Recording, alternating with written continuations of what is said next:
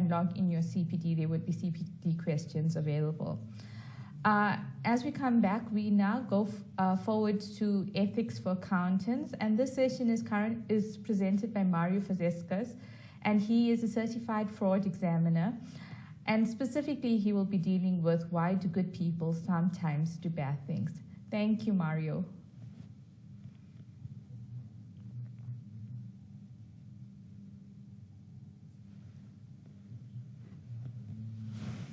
Thank you, and good morning, ladies and gents. I'm sure you're going to get a copy of the slides, so I'm not going to go through it. I've been a certified fraud examiner and doing fraud prevention and ethics training for about 20 years. That's the important stuff. I'm also an accredited assessor with Facet. So the program for this morning is we're going to look at ethics and moral reasoning. How do people make choices? How do they make their decisions? Why do people obey and break rules? Do we need ethics training? And what defines an ethical hero? So what is ethics? It's doing what's good, right, and fair for yourself and for others. The extreme is altruism, where somebody does a good deed for somebody else at their own expense.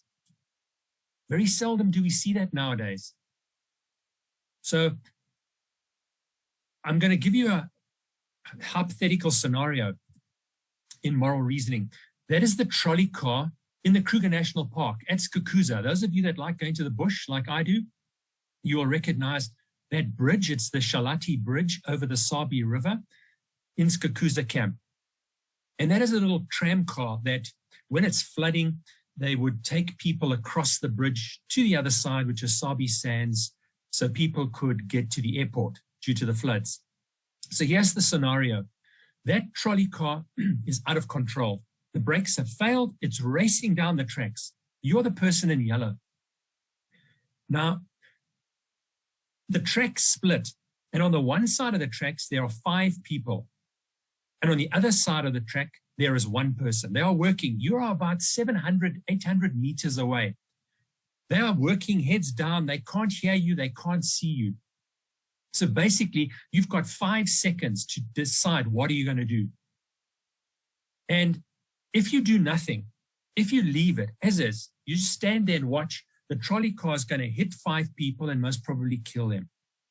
Or you have the option to pull the lever, divert the trolley car onto the next track and kill 1 person. So there is the dilemma. And I'm going to ask for a poll to be brought up to ask, what would you do? Would you pull the lever or not pull the lever? I just want to get an indication of how the audience is thinking.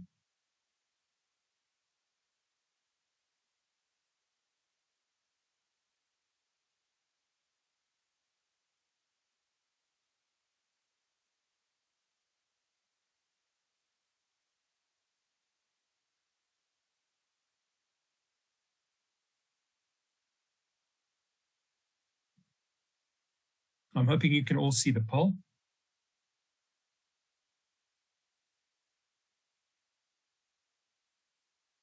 Great, thank you.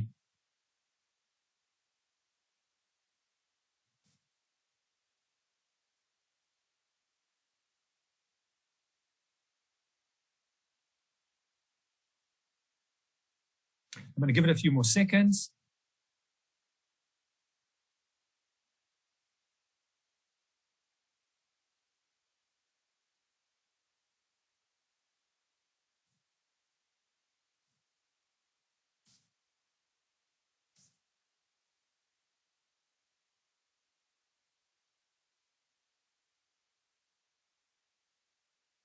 Okay, we're going to stop the poll.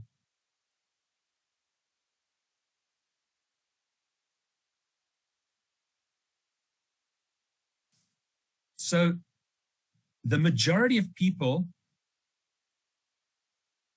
I think it was 70%, 25%, is that right?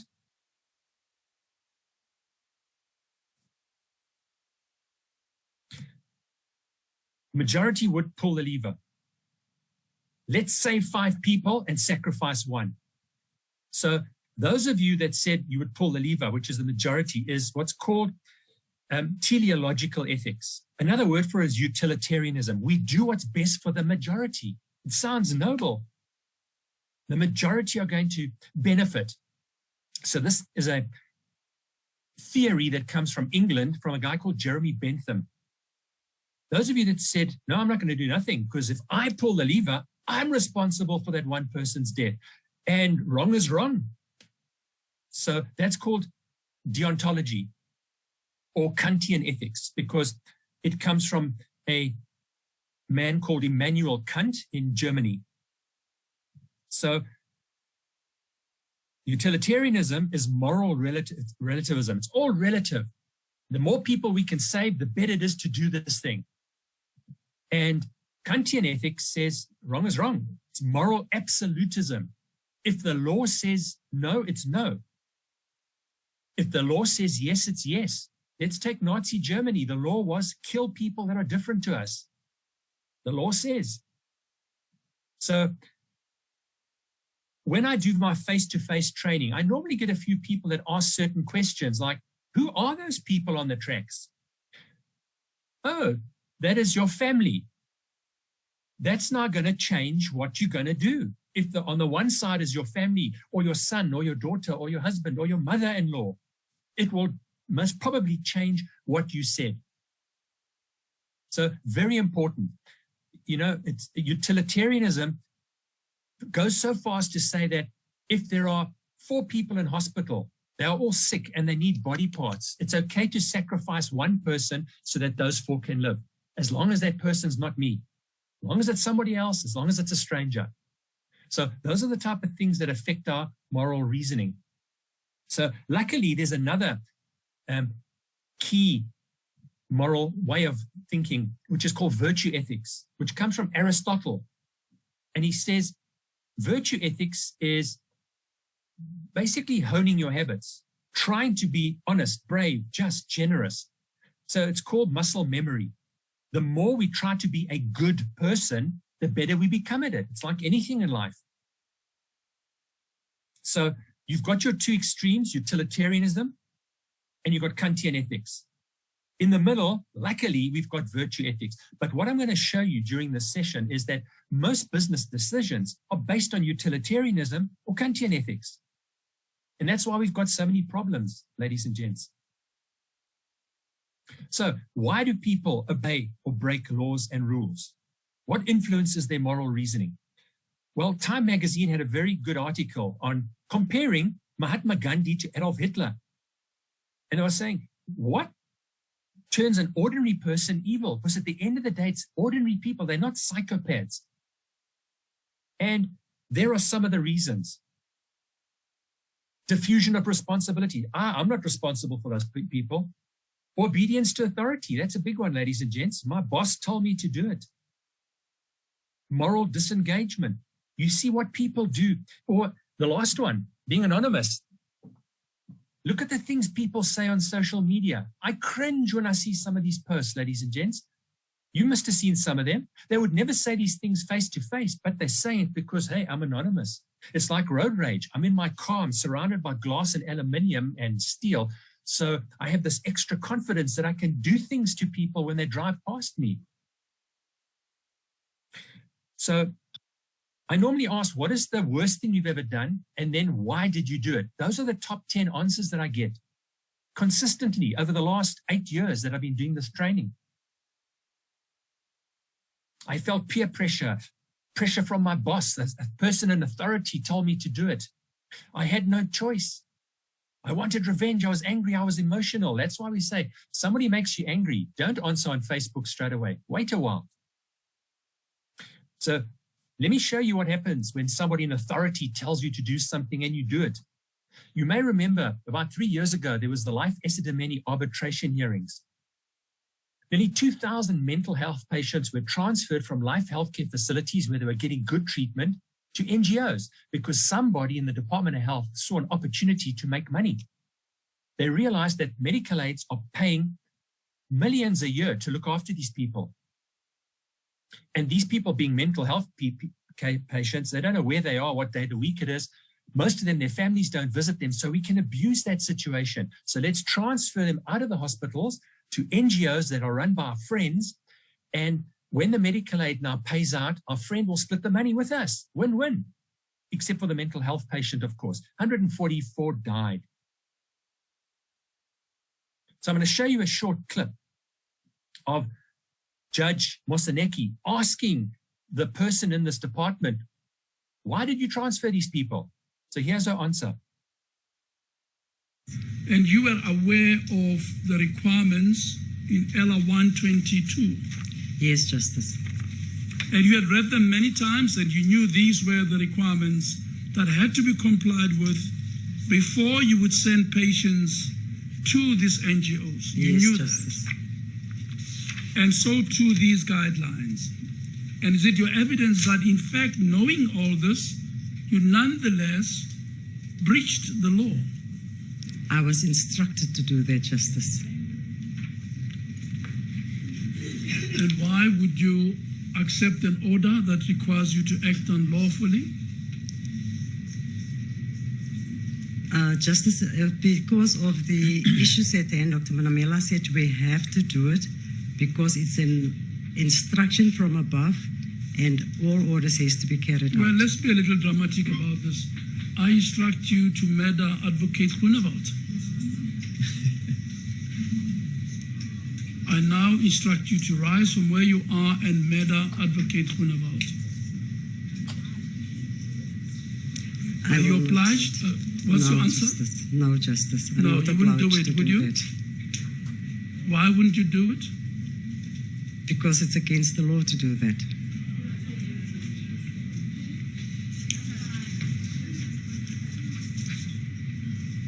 The irony doesn't escape you, does it? No, Justice.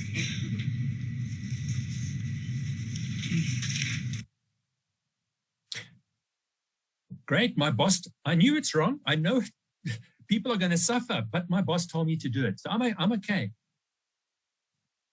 Adolf Eichmann, who killed 6 million Jews, gypsies, and people of different color. Hitler told me to do it. I was just following orders. It was the law. So another little poll, ladies and gents. This excuse that was used in the Life Esidimeni hearings, is it utilitarianism, virtue ethics, or Kantian ethics?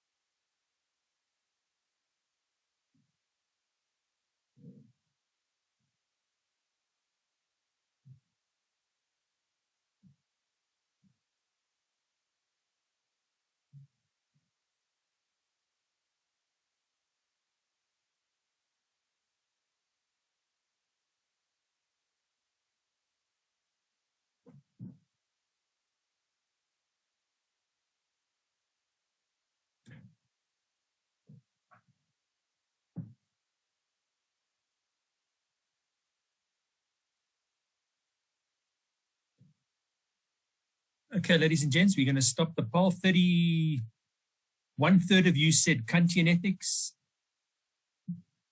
2/3 said utilitarianism, and a few people said virtue ethics. Okay, so definitely it's Kantian ethics. Utilitarianism says we do what's best for the majority. Yeah, the majority died. Yeah, the majority suffered. Definitely not utilitarianism. It's Kantian ethics. Hitler told me. My boss told me. The law says I have to do it, even though I know it's wrong. It's what the law says.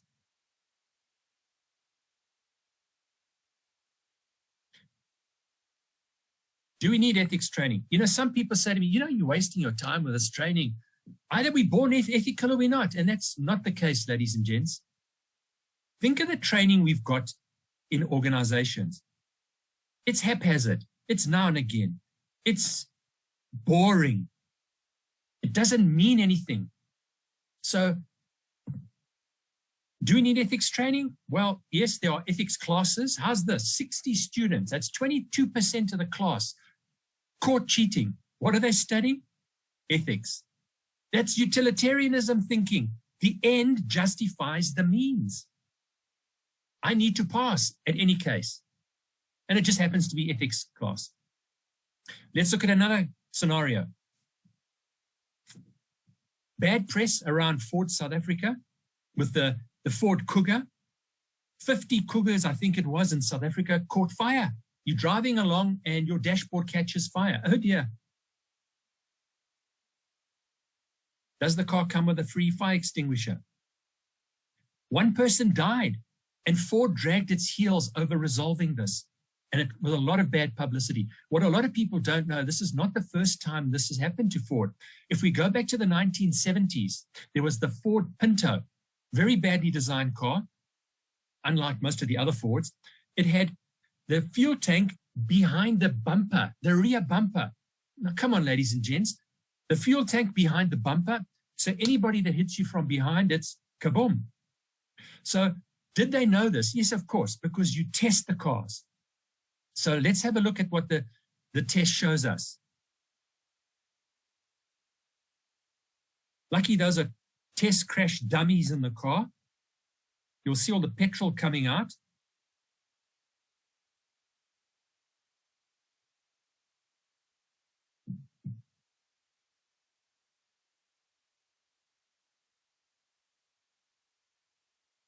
At Ford, a debate erupted about going ahead with the vehicle. On the legal end, the company stood on solid ground. Government regulation at the time only required gas tanks to remain intact at collisions under 20 miles per hour. What about the ethics? Yes. What about the ethics? So what did they do at Ford? Well, they did a cost-benefit analysis. If we don't do anything, how much will it cost us? How many people do you estimate will die?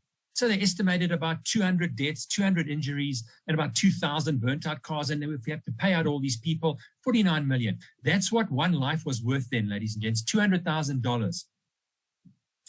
And the cost to redesign the car, 137 million. And that extra cost will be carried by the estimated 12 million Ford clients that were going to buy the Ford Pinto.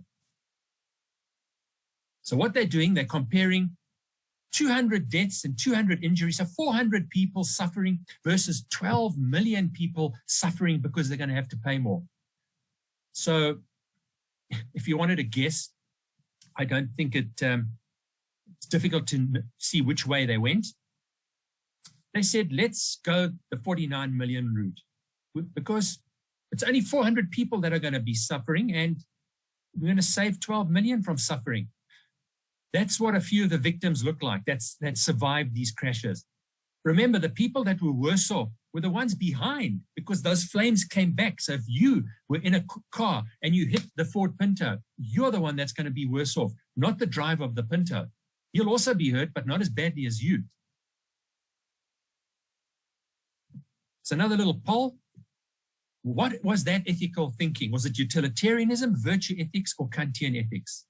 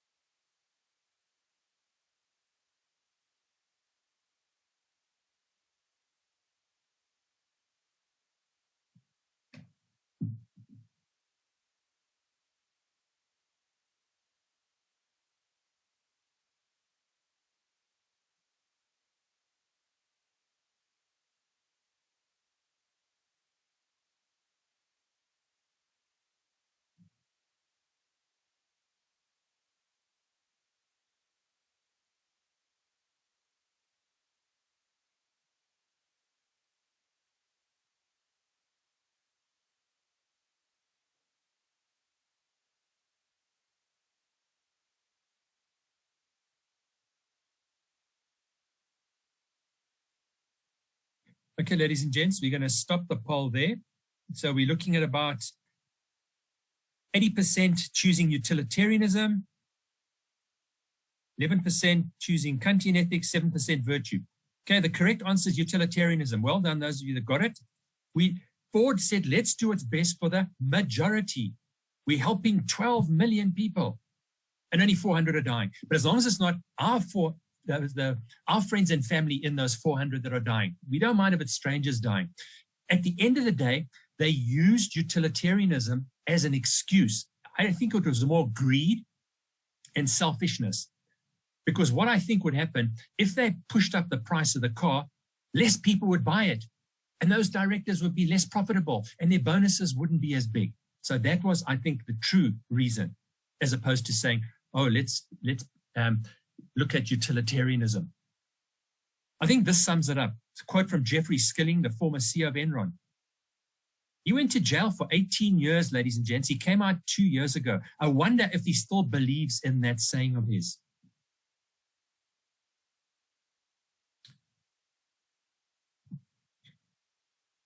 Two people in a parking lot. The one on the right is giving an envelope to the one on the left. The one on the left is a senior partner in one of the big four auditing firms. His name is Scott London.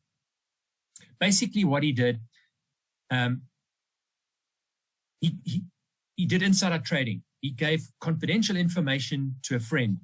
And the FBI followed the friend because it was reported to them by the Securities and Exchange Commission saying, this person, he's buying and selling shares. He never loses any money. He sells at the right time and he buys at the right time. Something doesn't seem right. How can he be getting it so right? Followed him, and there he was with that envelope. And when they arrested him, they said, what was in that envelope? He said, $5,000. And they said, did you need that money? He said, no, I'm a millionaire. I'm a senior partner. I'm in a big four firm. I didn't need the money, but my friend was so grateful to me because his business wasn't doing well. He basically forced me to meet with him to take these gifts from him. And he admits, we took annual ethics training. Again, if you look in the press, what happened in this particular firm, one partner would do the ethics training. He would find out which are the right answers. He would make a note of them. He would give the answers to his colleagues. His colleagues would then have all the right answers. They would then go and do the training. When I say do the training, they would go and make coffee while the videos are playing. They had no interest in the ethics training. They would come back, answer the few questions, and get 100%. That is how bad the ethics was here. So Scott London spent 14 months in prison. And what he's doing now, he's going around in America saying, I need to give back to the profession and tell others that they need to make sure they follow the appropriate moral and ethical standards of their job and not take ethics training lightly. He said, I did. It was a joke to us. We all thought we were ethical because our primary focus was making money for the firm. So what defines an ethical hero? Let's go back to Time magazine. So we looked at what makes people evil. Now, what makes people do good deeds? Is it compassion, courage, sacrifice? Again, in the training that we do, we ask people, when you resisted temptation, so when your boss said to you, do something and you knew it was wrong, or whatever, and you didn't do it, you stood up for what was right, you stood up for your values. What enabled you to do that? And these are the top 8 reasons we get given. Thinking of the potential consequences, your reputation. God is watching me. My values. We've all got values, ladies and gents. Why compromise them? Are your values less important than the firm you work for or your client? Why compromise your values? Like we've seen has been happening to a few of the large fraud cases that have happened in South Africa, where auditors knew what was going on and turned a blind eye. Here's a quote from Viktor Frankl. Between stimulus and response, there is a space. In that space is our power to choose our response. So the stimulus is when we get asked by a client to do something, or our boss tells us to do something, and we know it's wrong. Most people can't say no. They don't know how to say no. And he's saying, think about your response. Rather say, let me think about this. Let me sleep on it, and I'll come back to you with an answer. Is tomorrow okay? Or Friday okay? Instead of just saying yes, because it's my boss, therefore I have to do it. No, we don't have to do it, ladies and gents. I mean, let's take this case study of Scott London. You're the audit partner of an accounting firm. You have access to confidential information, and your best friend's business is not doing well. He asks you for some investment tips. What would you do? Let's look at the ethics of SAICA. There are 5 values. I think you all know them. I don't need to go through them.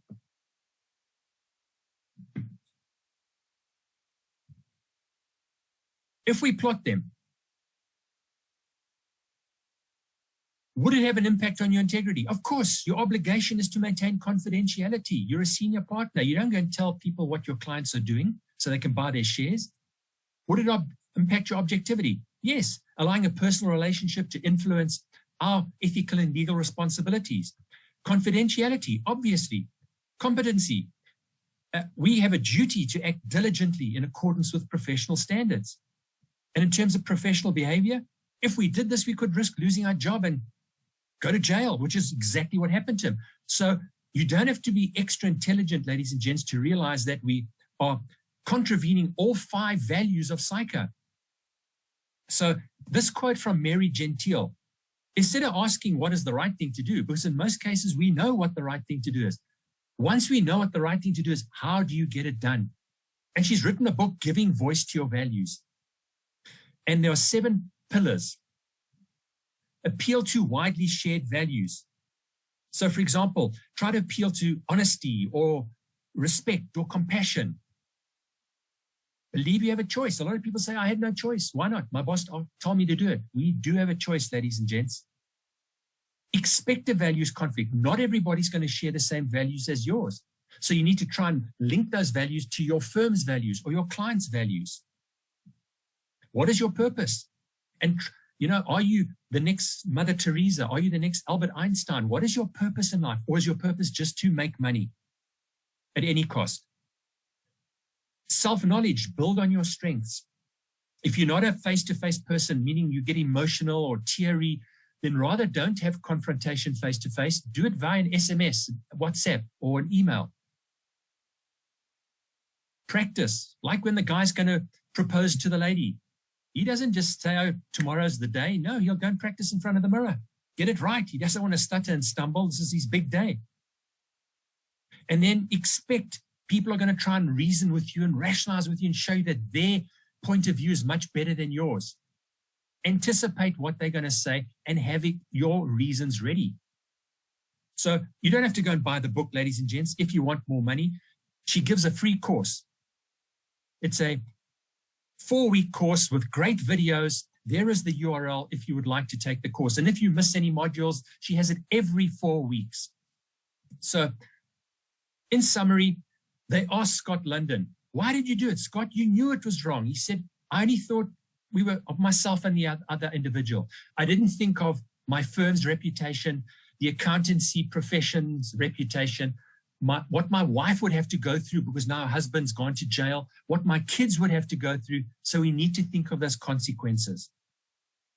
To end, ladies and gents, one of these South African universities called me in and said, we want you to do some ethics training. And I said, why? And they said, well, our lecturers and professors and facilitators, we've caught them doing some unethical things. I said, so discipline them. They said, we would have to discipline nearly the whole lot. They've got conflicts of interest, running their own businesses, using our printing presses and photocopiers to make their notes. So I said, how many sessions are there going to be? And they said, there'll be about 10 or 11 sessions. I said, fine. I did the first session. Somebody came up to me in the auditorium and said, good presentation, but it was more like a sermon and it made us feel uncomfortable. They complained to the rector that they felt very uncomfortable and I was never asked to come back. I did that one session, ladies and gents. So at the end of the day, I hope I haven't made you feel too uncomfortable. Thank you for your time. Thank you, Mario. I think that was very insightful. We did receive a question. I think for many of us, it would be an obvious answer. But I thought maybe to just give you an opportunity to just answer or give your views on it. Is it acceptable for a small family-owned company not to comply with pages of accounting standards? Example, not to do consolidated financial statements. Okay, so I think the standards are there for... Yes, Mario? Zemo. No. Yeah, I think standards are there for a reason, ladies and gents. You take ISA 240, it's the fraud auditing standard. What I found is that so many auditors don't comply with it. If they did follow ISA 240, and it's a very simple standard with an annexure, with the fraud triangle, so much fraud would be detected. So I think we need to stick to the standards. Once we've got an exception here, we'll have another exception here and another one there. I think it's important to try and stick to the standards as much as possible. Thank you, Mario.